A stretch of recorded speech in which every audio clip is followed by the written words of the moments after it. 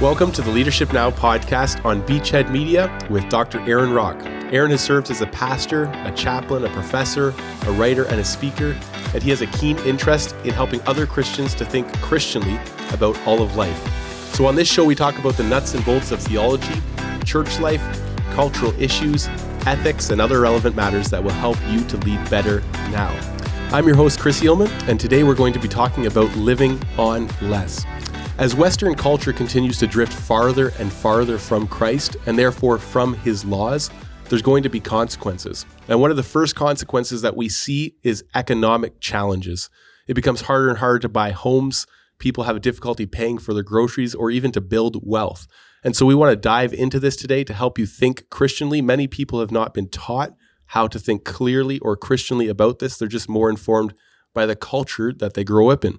But first, we want to share some really good news with you that we've heard today about the federal court. And so they've made a decision about the invocation of the Emergencies Act. I'm going to not steal all the thunder on that. I'll pass it over to Aaron. You want to share with us what the good news is? Absolutely. So 2 weeks ago when we did our last podcast, we actually talked about corruption in law enforcement, corruption in the judiciary, which is very basically a result of drifting away from the laws of God and commitments to justice.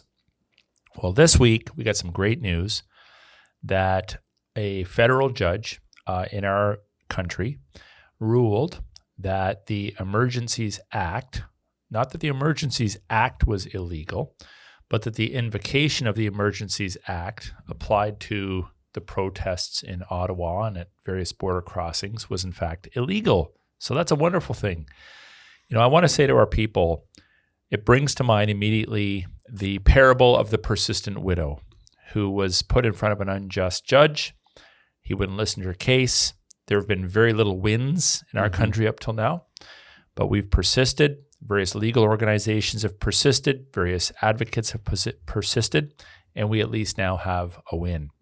Doesn't necessarily mean that's going to translate into payments or reparations necessarily, and I'm sure it will be appealed by the feds, but it's a win for now, and we're excited about that. The Emergencies Act invocation was declared illegal. Of course, we already knew it was immoral, those of us that saw the true story unfolding, but there's a few things I want to comment on. First of all, I want to commend the judge. I want to commend him for his humility. I think that's a wonderful thing. In his ruling, he admitted that he probably would have voted in favor of the Emergencies Act had he been in Parliament or in a position of power.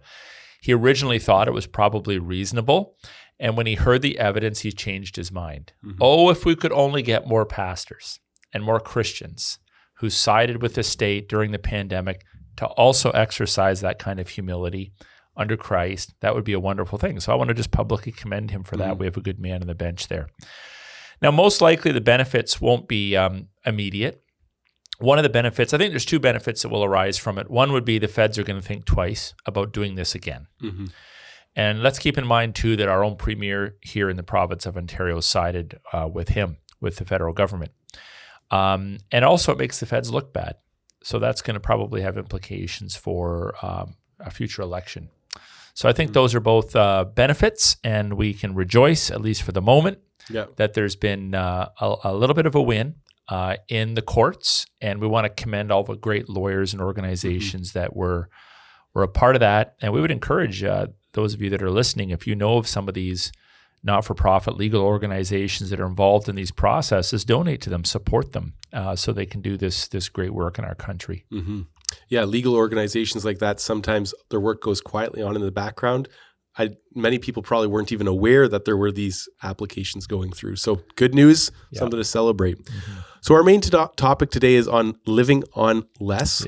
Introduce that to us. Why this topic now? Well, we acknowledge that people that are listening to this show are coming to the show from all different stages of life. We have senior citizens that may be on pensions or government pensions. We have teenagers that are living under their parents' roofs and having many of their expenses covered. We have young couples that are just starting out, singles that are trying to make it in their careers and perhaps save up for a house. So everyone is at a different stage in life. And I recognize there's a lot of variables. Okay, we don't want to be too cookie cutter about this. There's a lot of income levels to consider. One needs to consider their own assets, their own equity. But I'm primarily directing my comments to those who are just starting out or who are in what I would call the building years. So you're building wealth. You've probably finished school or finished trade school.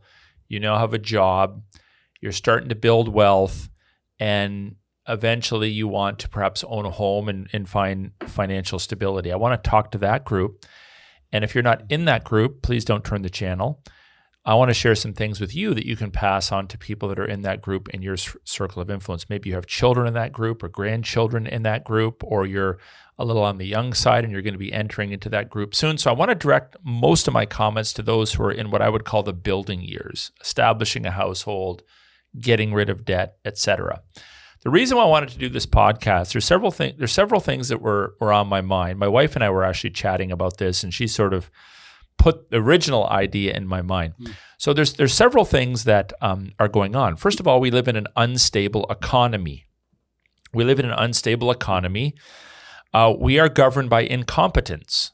In Canada, our debt exceeds our GDP. So our gross domestic product, that which we produce. So our debt exceeds our gross domestic product.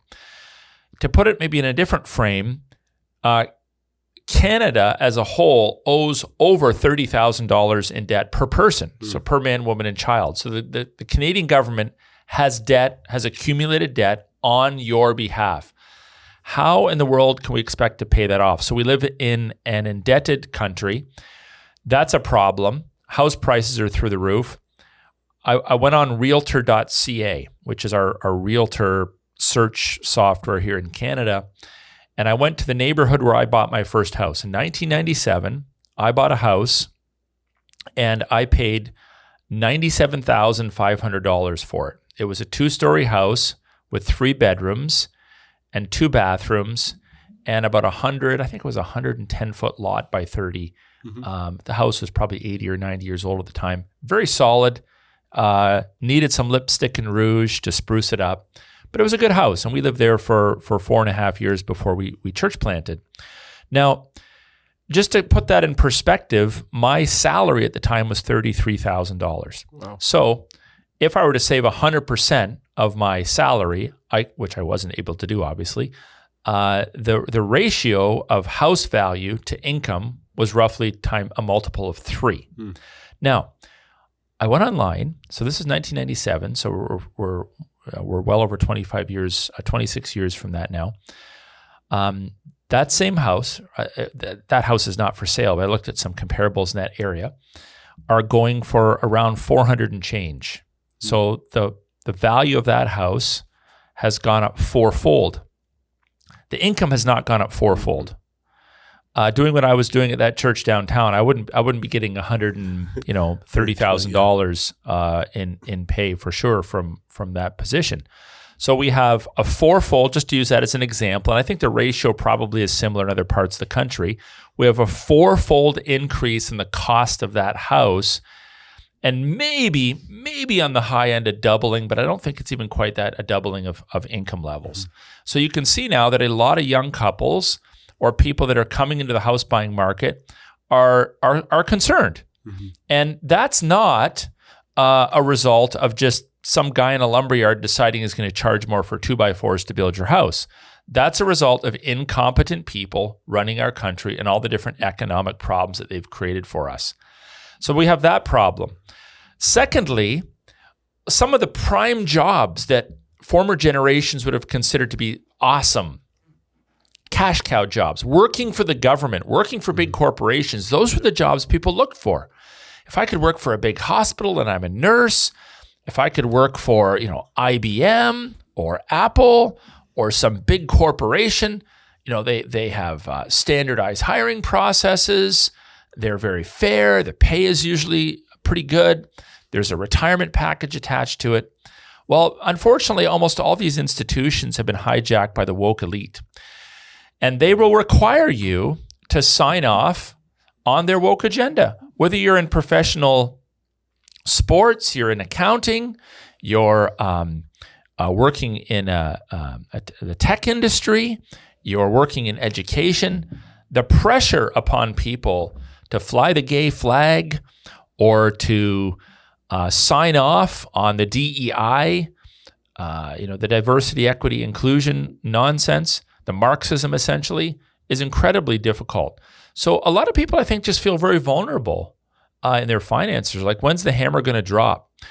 The third thing is we live under tyranny, totalitarian statism.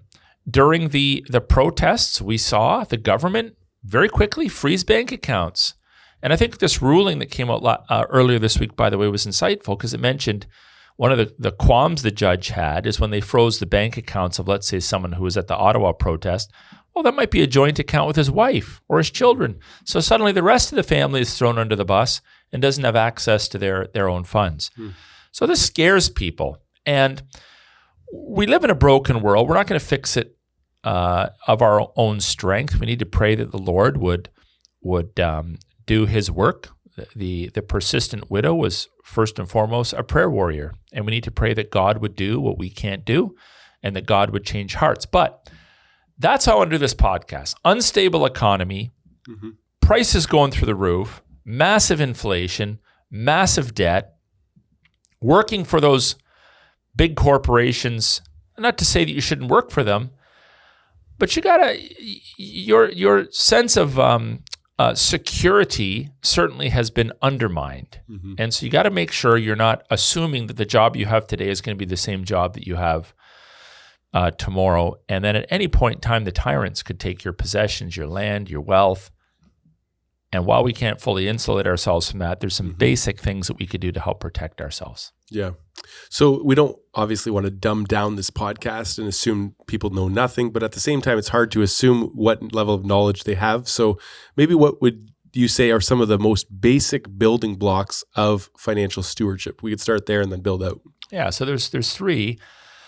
The first one, and I taught these to my children when they were very young. The first is you have to give of your first fruits. So if you're not marked by generosity, if you're waiting to pay off all your debt and pay off all your bills before you become a generous person, I don't think the Lord's going to bless you. The math may not make sense, but there's a spiritual dynamic here. So whether you are a student, taking out student loans, but maybe working a part-time job or a young couple, it doesn't matter. You should always be committed to tithing, offerings, and almsgiving. We're not going to spend the majority of our time on that, but I wanted to throw that out.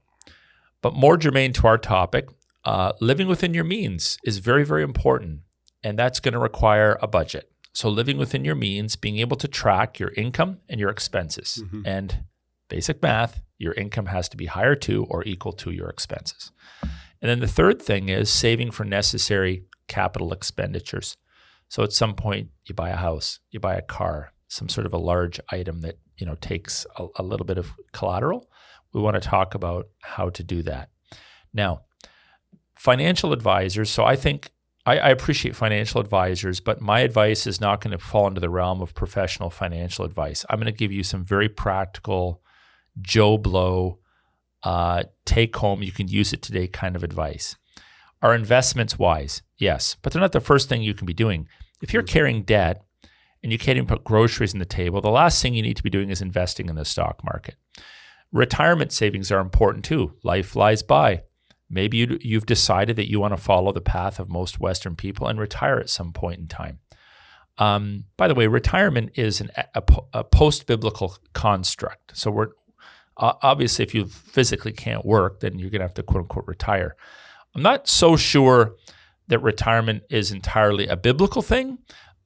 Even if you retire from a paycheck, you should always be working in some way, shape, or form. God has called us to work 6 days and rest on the seventh. He has not called us to work 30 years and then rest for 30 years. And frankly, I think a lot of Christians, if I could just say this, fritter away some of the best years of their lives, are bored out of their minds because they retired and have no plan. You know who you are.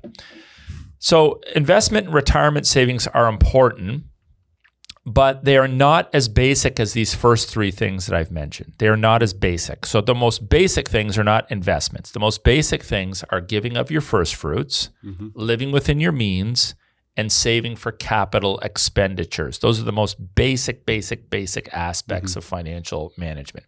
We're going to focus on the second two. So let's talk about living within your means. So living within your means, really, really important. Let me say this. Most of what you buy, if you think about it, you don't actually even need it. Most of what you buy, you don't need. You may think you need it. It may be incomprehensible for you not to have these things. But you don't need the majority of the things that you spend your money on if you were like the average Canadian. Let me throw some things out to you. You do not need new clothes. Would you like to have them? Yes. Do I hope you can get some? Sure, that'd be great. But you do not need new clothing. You do not need a cell phone. It's like, didn't they have them in the Garden of Eden? No, those are a relatively recent invention. You do not need a cell phone. You do not need vacations. It's like, really? I don't need vacations? Are you aware that people for centuries survived without vacations? Again, I'm not opposed to them, but you do not need vacations. You do not need to eat out. You do not need to eat out. You do not need pets. Pets are a wonderful thing, especially for in the lives of children. There's a lot of lessons that you can learn from owning a pet, but you do not need pets. You do not need a gym membership. A gym membership, can be a great benefit for people wanting to lose weight. But if you think about it, much of gym memberships revolve around the fact that people wasted money in the first place by eating too much, by accumulating too many calories. Now they're just dumping them out on the bench press. So you do not need a gym membership. You do not need Netflix. You do not need life insurance. It's wise if you have life insurance, if you have debt or if you have children, but it is not a necessity. So if you were to step back and write out a list of your expenses and ruthlessly ask yourself the question, what do I actually need? You would conclude this. What you only really, really need at the end of the day is clothing, food, and shelter. Clothing, food, and shelter. Now, almost everyone in our culture has some money available for the extras that I mentioned. Almost everyone. But they don't do a good job necessarily in prioritizing these things. They literally think their cell phone is as important as a grocery bill. They're so convoluted in their thinking. They think their gym membership is more important than their tithe. It's insane. They can't imagine not having vacation funds when they haven't even bought a house yet.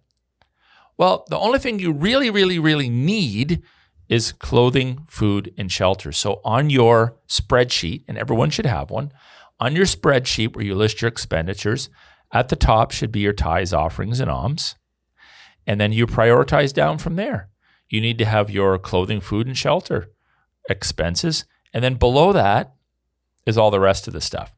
So I suggest writing a budget and organizing your expenditures literally by order of importance. The bottom being the ones you'd cut first, the top being the ones you'll cut last. So your first fruits at the top, and the things you don't actually need near the bottom of the list. And if things get tight, you pare from the bottom of the budget sheet up. You don't pare from the top of the budget sheet down, which is the temptation, right? Ties go first. You don't pare from the top down. You pare from the bottom up. Many people think of budgeting as restrictive. Budget is like, oh, you're stealing my freedom. No. Budgeting is to be in control of your life. And when you're in control, you feel more free. So a budget allows you to track in writing your income and your expenditures, and to prioritize them.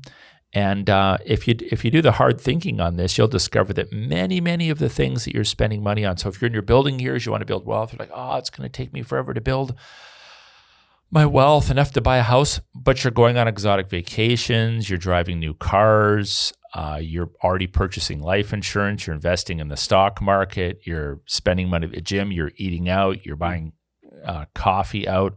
Well, you're being foolish. There's much better ways to prioritize your life.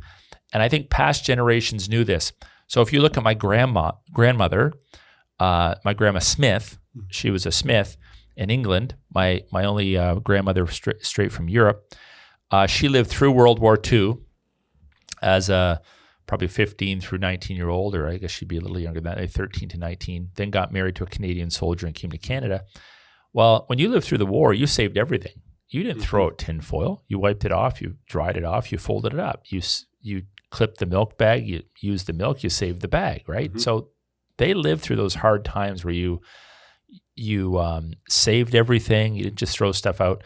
In my generation, so I was born in 1973, it was still very common for moms to put patches on jeans before it was cool to have holes in them, and to go to the thrift store to get clothes from other people in the church or community who had kids that were older and had outgrown them. It was very rare for us to eat out, very rare. Maybe a couple times a year, my dad or my uncle would take me to Tim Hortons Coffee and Donuts. And in those days, there was no drive-through, so we'd walk in and we'd buy a dozen donuts or whatever. Very, very rarely. Now there's people that drive through every day, and they're like 16 and 17, and they think that's perfectly normal. They're spending $2, $3, $4, $5 a day at Starbucks or Tim Hortons or Dunkin' Donuts or whatever. They think that's normal. They eat out every week, sometimes multiple times a week. So I want to challenge us to think a little bit more old school. We're in a crisis. The economy's garbage. Corporations have gone woke. You may not be working for them starting tomorrow if they take issue with your worldview. And we have a stewardship issue. We are called to steward our wealth. So that's kind of some preliminary thoughts I have. Yeah. So just one quick personal story, because I don't know if you would remember this, but my wife and I moved to Windsor 12-ish years ago now. And when we came, I can remember setting up our home and talking to you, Aaron, and you saying, like, you probably don't need internet or anything. And me thinking, like, I need it like my right hand. Like, what are you thinking? There's no way I wouldn't get internet. Just, it's so much a part of even my worldview at that time to think a house without internet? And that was 12 years ago. So how much more so? Yeah, I don't recall that. That's such a funny, anyways, it was good. We ended up getting internet because we prioritized it higher than other things. But it's such an interesting thing.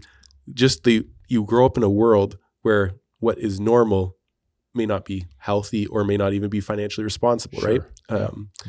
Okay, so if you were to offer the top 2 or 3 most relevant financial principles for this generation, what would they be? So aside from giving, I would say that we need to encourage people to act their age, and that's going to require them to delay their gratification. A lot of young couples want to act like, so if, let's say you're married at 25, you got a 25-year-old guy, 25-year-old girl. A lot of them want to act like they're 50 or they're 60. When they go on vacations, it's always involves an airplane and a lot of money, and it's not necessarily wise. Again, at the beginning, I said there's all different variables. People come from different wealth structures, but I'm just helping those that really maybe feel a little bit tight and want to advance, to rethink their decisions. Act your age. People at 25 should be acting differently than people at 45. People at 45 should act differently than people at 65, etc. You need to act your age, and that means that you do not have the liberties in your younger years that 60-year-old people do. You have to delay their gratification. You have to delay gratification. So we have a park. We were talking about this in staff meeting, and I said, a lot of young people want to go to, let's say, Florida on their vacation. I said, when we were your age, we'd go to Jackson Park, which is a park here in Windsor. So someone made the joke, we need to take a walk to Jackson Park instead of a flight to Jacksonville. Until you're debt-free, at least. So if you're debt-free and you've established yourself, okay, those are the time to maybe look at those overseas vacations. Susie and I have had the opportunity in our more established years to visit Ireland and England and these sorts of places, and we've quite enjoyed that. But I wouldn't have dreamed of spending $5,000, $6,000, $7,000, $8,000 on a vacation if I was still saving up a down payment for a house. In fact, my first down payment for my house was just a tad under $5,000, and then I had to save a couple thousand on top of that for legal fees. So I think I needed $6,900 26 years ago to buy my first house. Well, good luck buying one for less than $50,000 or $100,000 or $150,000 saved up. And so you need to act your age. Don't be afraid of delaying gratification, and living frugally.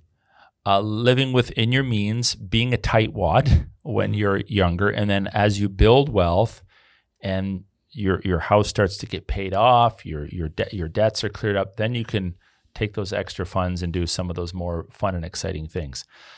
Secondly, I would just say, don't take on debt that is unsubstantiated. So what I mean by that is when you buy, let's say, a piece of real property, a physical asset, a piece of land, a piece of land with a house on it, a condominium, a townhouse. That's what I would call real property. We call it real estate. Mm-hmm. It's real. And that is generally an appreciating asset, meaning that it goes up in value. It may drop by the year, but over time, land values increase. They don't decrease.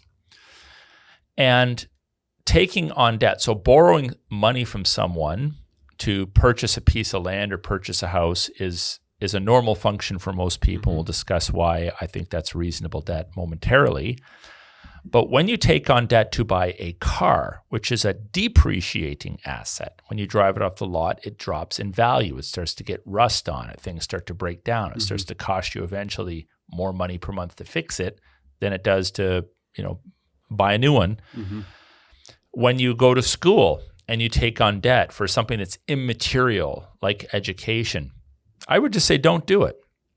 Plan up, work part-time, go to school part-time. Ask your parents for an early inheritance. Delay your education. Pick a different career. Do not take on debt. Do not put money on your credit card that you cannot pay off at the end of the month. I would even say don't put money on your credit card that you do not present tense have money in the bank to pay for. Yeah, for sure. So it's not even just, well, I think I'm going to have money to pay it off by the end of the month. No, if you're going to put $100 on your credit card, you need to have $100 in the bank right away. Mm-hmm. And I would recommend going on that day or within a few days and just paying it off. Mm-hmm. So you're not accumulating debt on that. So do not take on debt. Pay it off right now. If you've gone into debt, stop going into debt. Stop going into debt. Become frugal. Just prioritize your clothing, your shelter, your food, and put every dime, every dollar you can on your debt. To my own shame, I was not raised in a home that taught me how to handle money at all. I had no idea until I was actually just married. And I sat down with a financial advisor and he gave me the basic building blocks. And I'm like, this is genius. Why did someone not tell me this before? And it's so simple. So Susie and I, even in Bible college, had taken out student loans, which I think is a terrible idea. And we'd bought a little car and we had some money on that. But as soon as I realized, man, I can pay this stuff off. That's a benefit. I would drive. We didn't have online banking. So I would go to the bank 2 or 3 times a week. If I had $100, $80, $60, mm-hmm. I would beeline it to the bank and I would put that money down and we paid all that off within a couple of years. And that has been a blessing to us ever since. Write it down. Do not be a lazy bum. Write down your income and your expenditures. Prioritize them. Do not take on debt, especially now. Mm-hmm. Do not take on debt. See if with regard to a house. So let's say you purchase a house and you want to purchase it for its actual value. You don't want to purchase it during a spike. You purchase it for its actual value, and let's say 2 years later you can't pay it anymore. You lose your job. Okay, well that's not such a big deal because you just sell the house and you pay the bank back and you walk away. Mm-hmm. The problem is if you buy a house that is overvalued, or you buy a house and do a whole bunch of improvements on it, like over-improve it beyond its potential. So I had a friend once that bought a tiny little lunchbox house in an older area of town and put granite counters everywhere and fancy flooring in. And, he just really did this thing up to the nines, but it was still 1,000 square foot house. Yeah. So and he could never get his money back out of it. Yep. And he lost his shirt on the thing. So you don't want to improve a house beyond its potential future sale price either. You got to kind of measure that out. Mm-hmm. So that kind of debt I don't have a big problem with because you can just liquidate the debt by selling off the asset. Mm-hmm. But if you decide, well, I have to have a brand new car because I'm all thumbs, I don't even know how to check the tire pressure, I got to buy a brand new car, I got to commute to work, I want the thing to have a warranty on it and be, top of the line, and you drive it off the car lot and suddenly it's worth, 75% of what you paid for it, and then the next day your boss gives you your walking papers, mm-hmm. you lose your job, well then you're stuck with the thing. Yep. And no one's going to pay you the full price for it because it's got 100 kilometers on it. So you got to live within your means. And also that involves trusting in the Lord to provide for your daily bread, which, by the way, is in the Lord's Prayer. We pray it, but do we mean it? We're asking the Lord to provide for us our daily bread. So we want to make wise decisions, but we also walk by faith. Yeah, our daily bread, not our daily subscription to extra things. So our daily wants. Yeah, exactly. That is interesting. When you talk about living in your means, just to touch on this for a moment, living on your means according to your age, I think there might be a false idea of what that even is, because you look on social media, for example, at your peers in your age group, who many, when they're posting publicly, post a part of their life that maybe isn't in actual accordance with their age bracket. The what it should social be, media right? influencers. Yeah. First of all, never judge people's net worth by their visible assets, because many people have beautiful homes and beautiful cars and the bank owns all of it. And you're trying to be like them. You're like, why can't we be like them?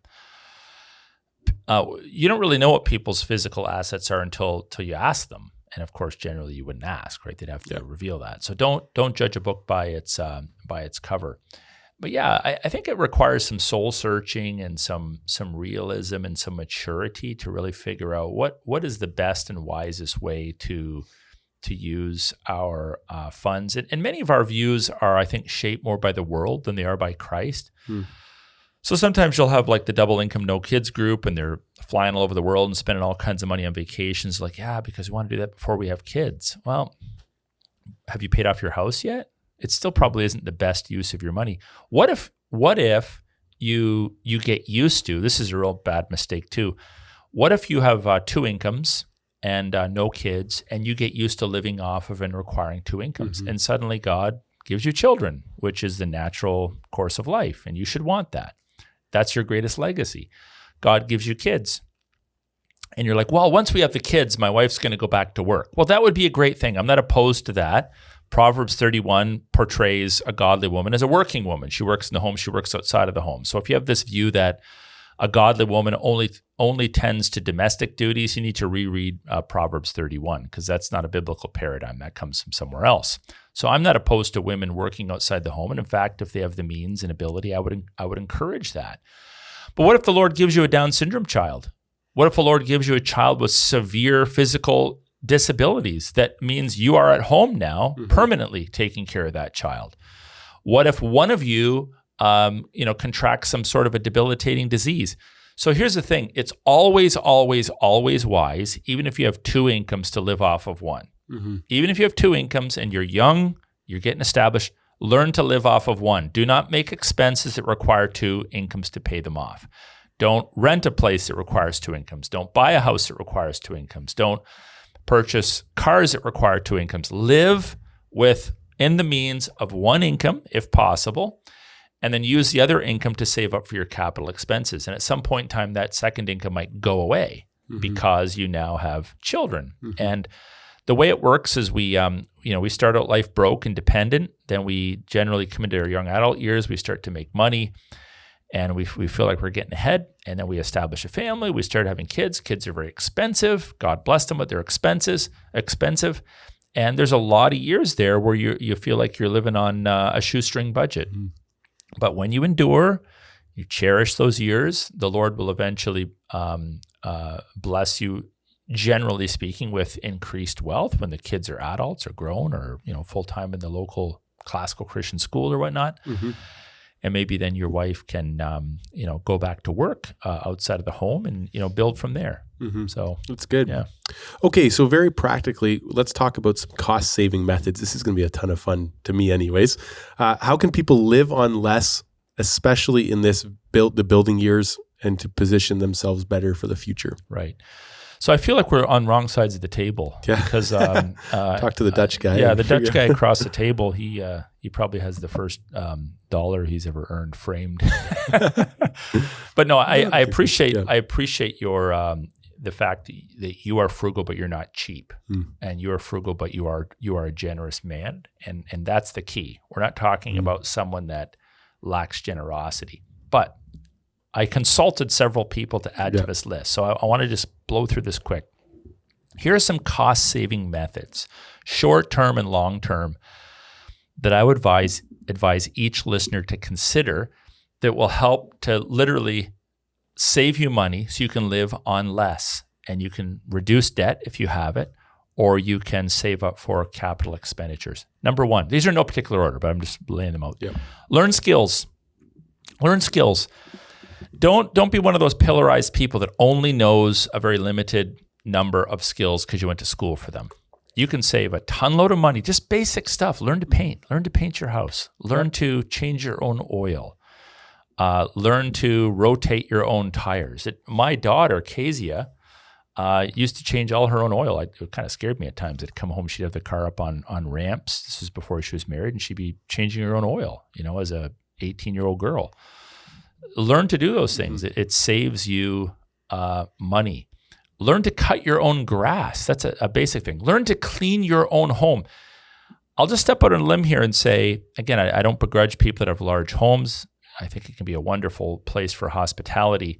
But if you're not able to clean your own home by yourself and you have to hire outside help to do it, it might be that you're living in too big of a house. Mm-hmm. So again, I'm not opposed to people having house cleaners that come in and help them out, especially if you're doing it because you're providing employment for other people and you can make more money doing other things. That's fine. But sometimes people buy these monstrosity homes and they can't even maintain them, so they have another expense now of cleaning their own home, or they just don't know how to clean their own home.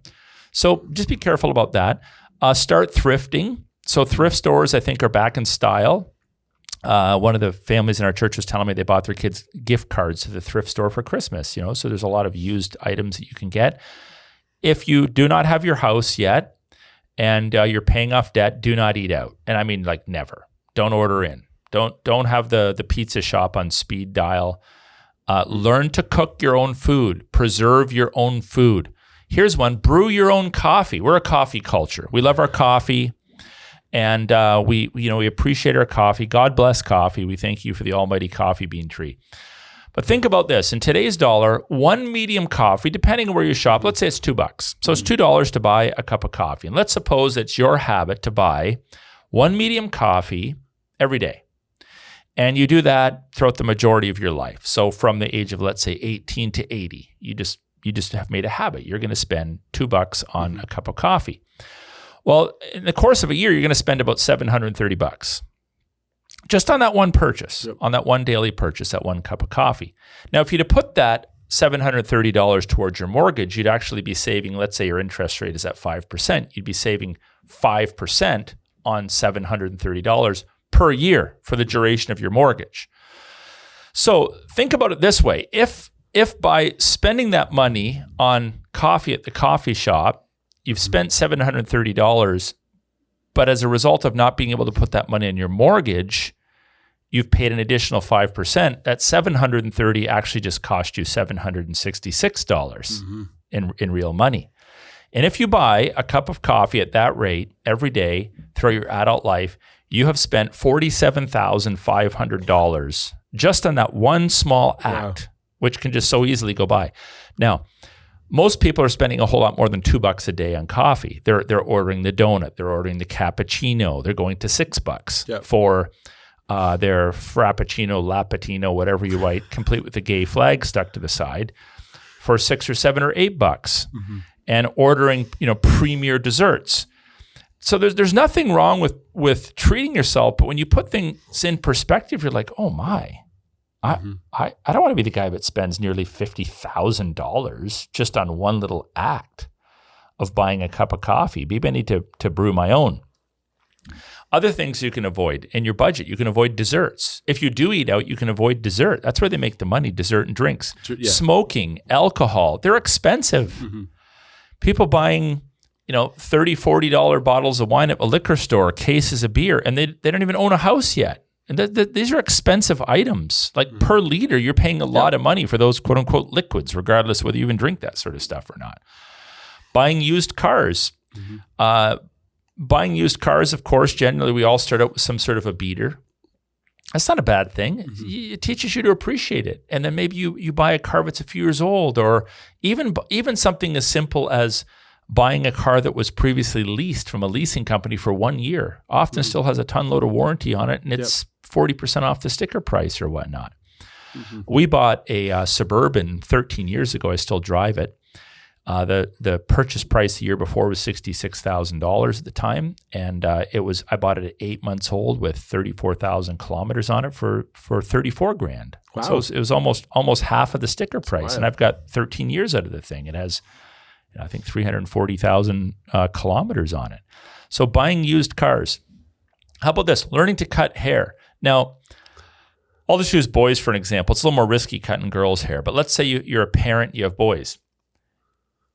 So we had 3 boys. So 3 boys, just doing a little math here, 3 boys times 6 cuts per year. You cut their hair every couple months. Maybe it would cost you $20 times 17 years from the age of 1 to 18. That's $6,120 you've saved if you just go out and buy a trimmer kit. Mm-hmm. And if the trimmer kit, let's say, lasts you for 5 years at $30, okay, you forked out $90. You've saved $6,030 just by learning to cut your boy's hair. And here's the cool thing is that 1-year-old boys don't care what their hair looks like. You can butcher the first 25 haircuts before they really realize that it looks bad. And by that time, you're getting good at it. So that's another simple way that you can save on just daily expenses. Avoiding the latest gadgets, those $1,000 cell phones, iPhones. Go on Marketplace, go on Kijiji, buy a used one, and just do those monthly plans. You don't need to be paying off a really expensive cell phone if you don't even have a house yet. I mean, it's ridiculous. Price matching groceries. There's apps like the Flip app. I don't do the grocery shopping, but many people do. And I asked around. They said things like butter and veggies. You can save a lot of money on using price matching Flip apps. Learning to cook is really, really important. Just learning basic meals that you can prepare for yourself. Now, groceries are expensive, so it might mean that you need to even rethink where you shop. If you just shop at the big name brand grocery stores, it might cost you a lot more money than if you make a trip to maybe a private grocery store. In Windsor, we have a couple of streets that tend to have more like Indian grocery stores or Chinese grocery stores on them. And a lot of those small grocery stores run by immigrants have much lower prices per pound on food than some of the big chain stores. Eating before you shop for groceries. You're not filling up your cart with all sorts of junk. Thinking about yourself, I want to buy some stuff that's tasty, but how many pounds of food am I actually getting for this money? It fascinates me when I am on rare occasion in a grocery store, and I'll kind of glance at people's grocery carts. They're often full of things like bags of chips, which are half air, so they don't get crushed in transportation. Very little substantive, like material food items. Very little like meat, cheese, bread or flour, vegetables. A lot of processed junk food, which costs way more money. Yep. If you're paying someone to make your TV dinner, you're paying them for their time, their effort, all the extra packaging. Whereas if you learn to primarily buy ingredients, that's important. If you're having people over, learning to actually make your own desserts. Desserts can be expensive. I know it's trendy to go buy desserts, but learning to make desserts, first of all, they taste better, but you can save a lot of money on that as well. Canceling your streaming services, like getting rid of Netflix or Amazon. If you don't have a house and you're not in the process of paying that off, is it really wise you would have all these streaming services? Probably not. Learn to read a book. Get an antenna, and there's in our area you could probably get 30 or 40 channels just off an antenna. If you're going to make a large purchase, thinking about it for 24 hours before you purchase it, learning to delay the gratification. And then this is one you mentioned, if possible, haggling, like negotiating, especially if it's, you don't want to be a jerk about it, but especially if it's a used item, you can, haggle and if you're buying negotiate. a used vehicle on Marketplace and you just pay the exact price they put there, that's obviously there's negotiation room. So what I generally do is if someone is actually responds and shows up, I give them a deal if I'm selling it, or if they respond to something I'm showing up to, I'll just pay them full price. But if they delay and they cause trouble and they don't show up and they rebook, then I don't give them a deal. And I tell Good to them know. Good to know. So I want to throw out a couple more things. So two of the main purchases that people are going to make in their lives are their home and a series of cars. Mm-hmm. So let me talk first of all about cars, because this is important.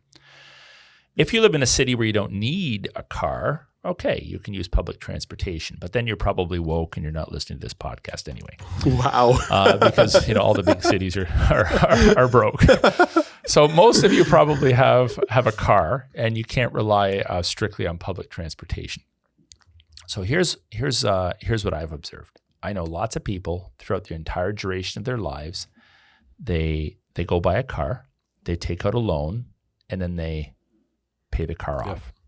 Then the car breaks down, they go buy a new car, they take out a loan, they pay the car off. So they're always buying the car first, the car's in hand, payments come after. Yep. If you can get ahead just one cycle and learn to save up, then buy a car, then save up, then buy a car, then save up and buy a car, and make that your pattern, you save all that interest for the 30 or 40 or 50 years you're going to be driving. So the idea is that you save up, you buy a car. As soon as that car comes home, you start stashing money away in a TFSA or whatever it might be for the next purchase, and then the next purchase, and the next purchase. And it's just such a freeing thing when you can drive a car on, you're like, I don't owe anything on it. Mm-hmm. So we have a newer car, we have an older Suburban. I don't owe anything on it because we paid for those. Early on, we would do the stupid thing. We would go buy it and then pay it off, then buy it and pay it off. And you're paying all this extra interest on things. I was talking to a person once and they said, oh, I have a car loan, like I still owe $4,000 or $5,000, but they're offering to pay it off for me and I'll buy this new car. I said, no, they're not. They're just rolling that debt into the price of the new car. Read the paperwork. Really? So don't be foolish. Don't be duped. No one's going to pay off your debt but you. Mm-hmm. Okay, you pay off the car, and then you save up. You start saving up right away for the next one, and it might take you 5 to 10 years to save up, but you'll have the money to be able to pay for it cash. Mm-hmm.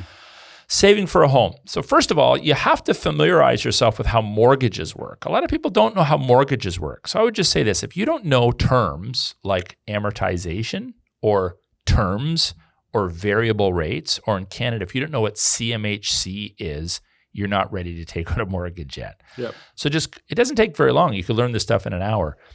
But go online and do some reading and figure out, like, how do mortgages actually work? What's the difference between amortization and a term? What is a fixed rate versus a variable rate? What's CMHC all about? Why am I paying this 2, 3, 4, 5% in extra fees if I don't have a sizable down payment? So you need to make sure that you are familiar with the terms so you can negotiate. And you can negotiate at banks. Mm-hmm. And the longer you're with a bank or credit union, the more you can negotiate. Then when you talk to banks, you say, okay, they don't always tell you what products they have. So you might say, okay, tell me what products they have. I'm a frugal guy. I want to make sure I pay this mortgage off quick. What are some plans that they have? So the bank I used to deal with when we had a mortgage, we don't have mortgages anymore, but when we did, they had this equity plan. And so what you could do is you could put a mortgage, you could register your house under a mortgage, but you could divide that up into 3 separate mortgages. So for many years, I had 3 mortgage payments on one house. And the benefit of that is you have your amortization of, let's say, 25 years, but you have maybe one mortgage that's on a 1-year term, one mortgage that's on a 3-year term, one mortgage that's on a 5-year term. And they're at different interest rates, and some of them might be variable or fixed depending on your risk level. Now, the benefit of that is your entire mortgage never renews at the same time. Yep. It renews in thirds at different points in time. Now, a lot of people are in a pickle right now because they took a mortgage at 2%, now the rates are at 5 or 6%, and they're coming up to the end of their term, maybe a 5 or 6 year term. Now they're renewing from 2% to 5%. They're like, oh my word, look at my payments are gone through the roof. Mm-hmm. But if you put 2 or 3 mortgages on your house under a plan, then you have the opportunity to never have to worry about everything renewing at once. Mm-hmm. You also could consider maybe a private mortgage with a family member mixed with a bank mortgage. But you have to sort of sort that sort of thing out in terms of what's legal. So that's just an idea. That's just an example. Your bank may not offer that, but that's an example of like asking probing questions, doing a little bit of your research, and it really helps you out. I've also talked to a few couples that are like, oh, we're renting, we're throwing money away on rent. Not necessarily. Okay, so let's just be careful there. When you're renting, you're not necessarily throwing money away on rent. So think about this. If a house in your area costs, let's say, $400,000, and you have to save up a 5% down payment, so you have to save up $20,000, and that bank accepts that. Give us $20,000, we'll give you a $400,000 mortgage. If you could make the payments on a $380,000 mortgage, a ton load of that is interest, and you need to know, print off an amortization schedule. How much of my monthly payment is going to my principal, which is the reduction of the actual value of the house, versus the interest? And what you'll discover is in the first little while, roughly 1/3 of your money is going to the principal and 2/3 are going to interest. Well, if that interest amount is equal to or less than the rent you're paying, you're actually saving money by renting. So you might be paying $1,000, $1,500 in rent, but if your interest on a house is greater than $1,000 or $1,500 a month, well, you should actually rent longer to save up more money, because when you buy the house, your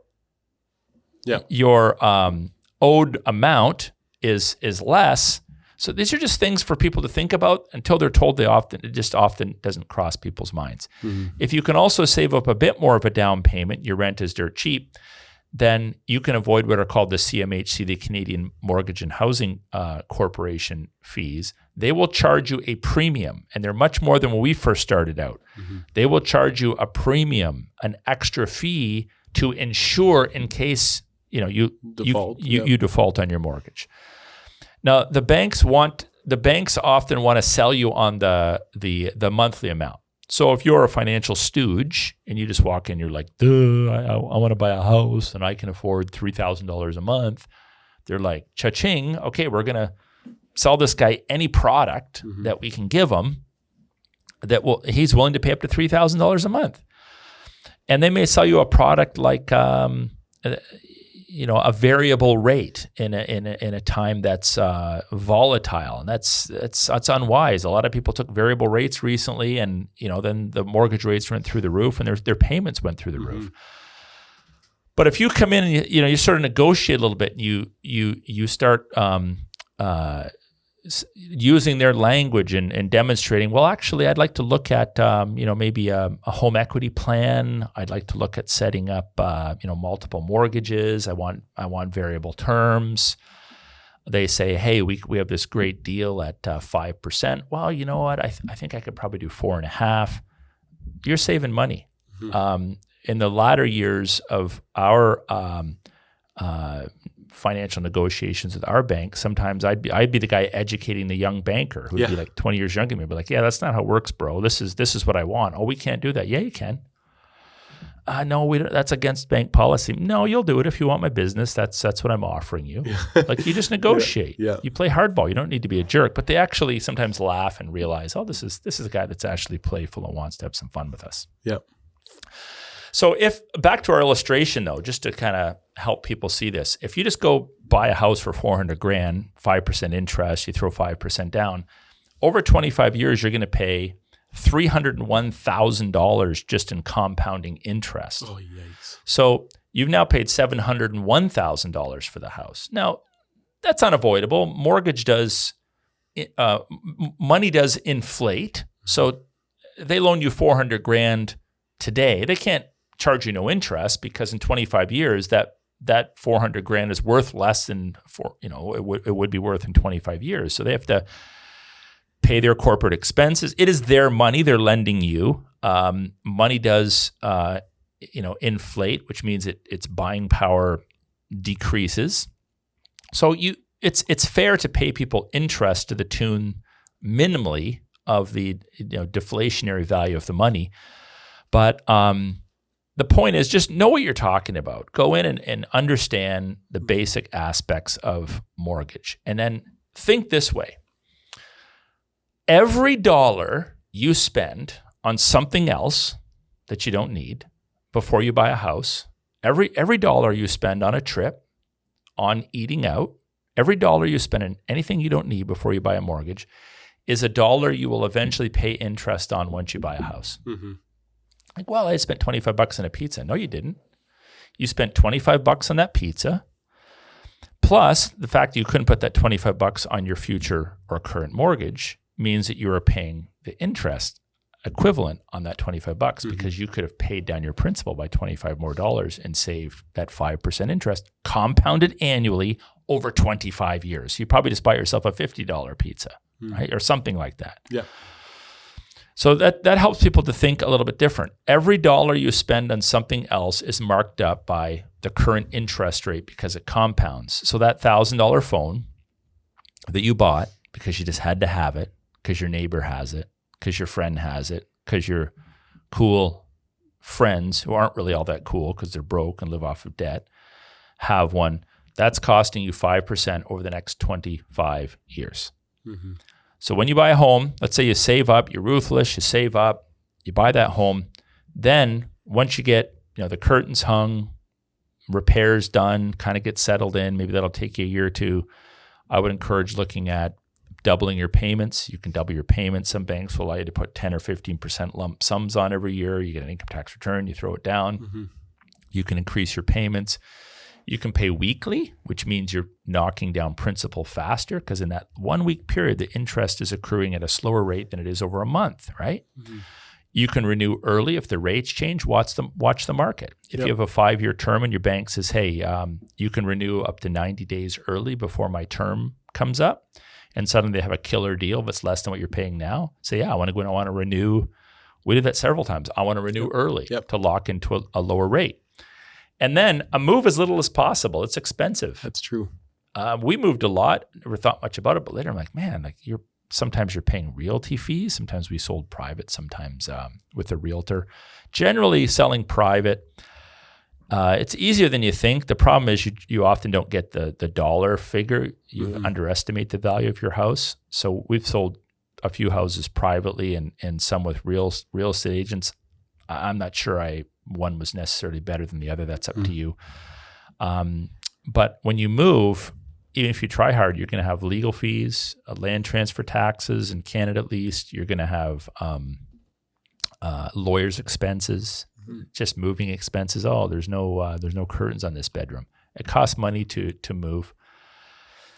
Mortgage insurance, the bank will try to sell you mortgage insurance. What if you die? What if you get disabled? Well, their mortgage insurance, which is generally some sort of a life insurance policy or accident policy, the premiums on that will be more money than if you just go to an outside broker and say, look, I got a $300,000 mortgage. If I die tomorrow, I don't want my wife to be stuck, not being able to pay it. So I want $300,000 in term life insurance that disappears once the mortgage is paid off.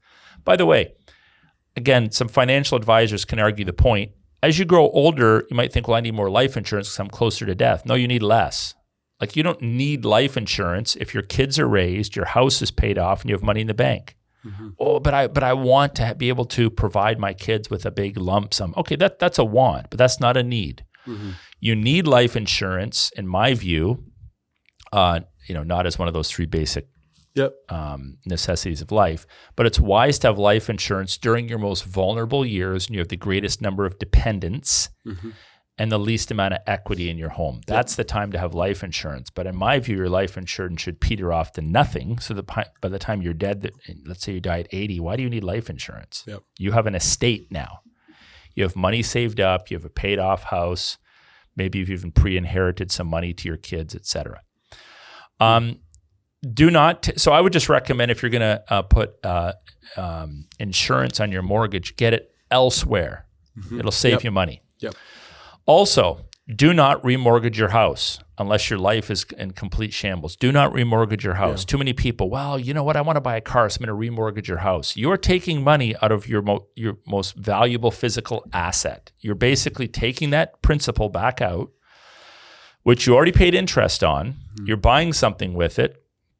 Now you're going to pay interest on that all over again. So, if you're going to do renovations, I'm not a big fan. Again, it's your business. You can do what you want. But my advice is do not touch your capital. Do not touch the principal that you have paid off in your house. We'll want to put an addition on. Save up for it. Or take a loan elsewhere, but I'm not even in favor of that unless it's absolutely necessary. Live within your means. Allow that mortgage to be paid off. If you've had a mortgage for more than 25 years, there's a problem because that's the normal amortization. Most people should be able to pay their mortgage off in less than that. I know people that are 70 that still have mortgages because they keep remortgaging, or going through divorce after divorce. Pay your house off. Be ruthless. Pay the thing off. You're paying more interest every year than you need to. And then I'm going to end with one very non-traditional wisdom point, which again, maybe financial investors will bristle at. But again, I'm just thinking very practically for people. I don't see the sense of putting money into savings if your house is not paid off. I don't see the benefit of putting funds into all sorts of investments if your house is not paid off. You're like, well, Aaron, the interest rate on mortgages is less than what I'm earning in the stock market. I know that is often the case. It's not always the case. But on a very practical level, let's just talk about safety and security. What positions a person for greater pushback in the company that they're in that's pushing them toward wokeism to compromise their values? What helps a person to feel more secure during times of recession or economic downturn or job loss than having their house paid off? So yeah, you might be able to make more money in the stock market, but it's not just about earning interest. That's not the thing that we should be focusing the prime amount of our attention on. Pay off your debt. So this is the way Susie and I did it. Maybe we could have made some more money in the stock market or whatever. Our primary concern in our 30s and 40s is 20s, 30s, and 40s, pay that house off. Pay it off. Pay that thing off. Not be putting we put a little bit in RSPs and that, but just for tax purposes. But your main thing is to pay your house off. You pay that thing off. So if you can pay that off even in your 30s, some people can pay it off in their 30s or early 40s. You then now have a 20 or 30 year runway to save up more money, maybe invest it in other property, real estate, rental properties, or RSPs or mutual funds or whatever. So non-traditional wisdom. Not a fan of people saving up a whole bunch of money in one envelope if they still owe money to someone else in another envelope. The returns may be a little bit better depending on who you invest with, but there's an aspect of peace of mind here. And just getting yourself to a point where you do not owe anybody anything except for the monthly hydro bill. And I think there's wisdom in that. So hopefully that stimulates thinking. Maybe you have some thoughts you'd like to add at the end. You're welcome to do that. But if you don't know how to organize a budget, maybe find someone in your church and ask them to help you with that. It's a matter of stewardship, and it also protects you somewhat from downturns in the economy, from the tyrant state manipulating you, and from your employer manipulating you into trying to do things that you don't want to do that are contrary to your spiritual values. One thing I have as a question, follow up to that savings discussion. What value do you place on an emergency fund, and what amount do you say is reasonable to protect yourself against having to go and refinance your mortgage because, the washing machine broke? Yeah, having a bit of an emergency fund is important for people. I don't think more than a few $1,000s. I know, again, it's contrary to conventional wisdom, but why would I have 10, 15, 20 grand in an emergency fund if I still owe the bank 300 grand? It just doesn't make sense to me. Yeah. So what's the worst that can happen? The furnace blows up. Okay, so calculate the cost of a furnace in the winter and have that ready to go. Yeah. What's the most expensive repair? Like, every car can be repaired, but sometimes it's not worth it. But what's the most expensive repair that could possibly happen to my vehicle? So figure out what that number is, depending on what kind of a vehicle you drive, and maybe have that amount saved up. But what you don't need to do is have an emergency fund saved up that covers a furnace, plus a car, plus a new roof, plus the windows get smashed, plus this, plus that, plus this. And you got tens of thousands of dollars saved up someplace, and you owe the bank hundreds of thousands of dollars. And, if assuming you have some friends, some family around you, if for some reason there was some radical unexpected expense and you were stewarding your money well and you absolutely, you blew through your emergency fund and you needed more, maybe talk to a friend, talk to a member of your church, say, hey, I've stewarded my money well. My mode of operation has always been to pay my mortgage off, just have peace of mind and be unindebted. I had $5,000-$10,000 in the bank, but I have a $15,000 unexpected. Okay, can I borrow a few bucks? Okay, that's different, right? And I'm not opposed to people lending.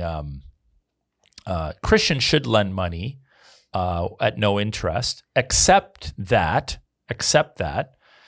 there has to be some interest if it's a long-term. Like if they're lending you $5,000 for a week, they shouldn't be charging you interest on that. If they're lending you $5,000 for a year, okay, well, you need to at least calculate how much they're losing by giving you their $5,000 on inflation. So if you're paying them enough interest to at least cover their inflation, they're not actually making a dime. That's right. If you're taking their money and reinvesting it and making funds off of it, well, then you owe them not only the inflationary value, but a portion of the funds that you're benefiting from. So I'm not a strictist when it comes to the idea of not paying interest to another Christian. There used to be some considerations taken that didn't during the biblical era. There wasn't such a thing as inflation year by year.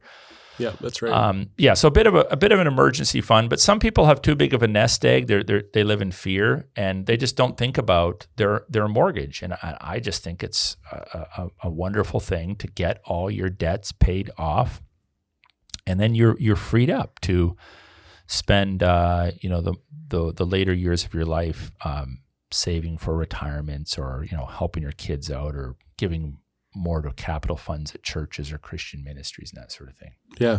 It is so fascinating to me to think the biblical idea of he who gathers little by little sees it grow, or, you're faithful with little, you're entrusted with much. It actually works with the way finances work as well, and investment. Yeah.